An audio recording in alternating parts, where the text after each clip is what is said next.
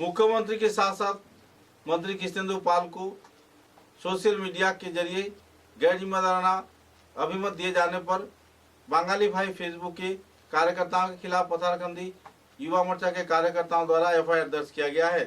सूत्रों के अनुसार राज्य के मुख्यमंत्री हिमंत बिश्व शर्मा तथा मंत्री कृष्णेंदु पाल को लेकर सोशल मीडिया में गैर जिम्मेदाराना बयानबाजी किए जाने पर यह एफआईआर पथारकंदी थाने में दर्ज किया गया है।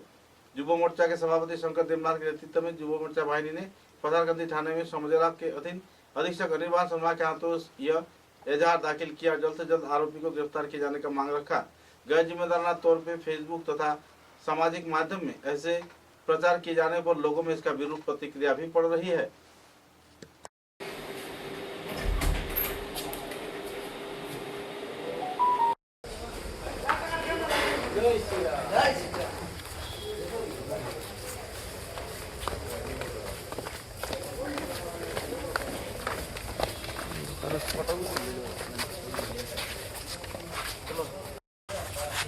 आज আমরা ভারতীয় জনতা যুব মোর্চা পাথারকান্দি মণ্ডলের সকল সদস্যরা পাথারকান্দি থানাতে এক বিশেষ একটা কমপ্লেন নিয়ে আমরা এসেছি।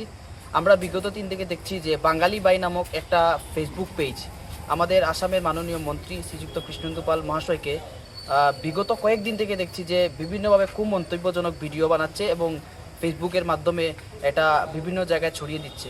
আমরা আগামীকালকেও দেখতে পারলাম গতকালকে আমরা দেখতে পারলাম যে এই আসামের মাননীয় মুখ্যমন্ত্রী ডক্টর হিমন্ত বিশ্ব শর্মাজির এই এআই দ্বারা ভিডিও করে ওর ফেসবুক পেজে পোস্ট এবং তার সঙ্গে কুমন্তব্য করছে। তা অত্যন্ত খারাপ লাগছে আমাদের।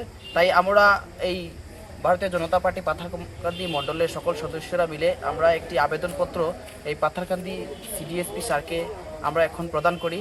আমরা ওনাদের কাছে নিবেদন রাখি যে এর একটি বিহিত ব্যবস্থা নেওয়ার জন্য।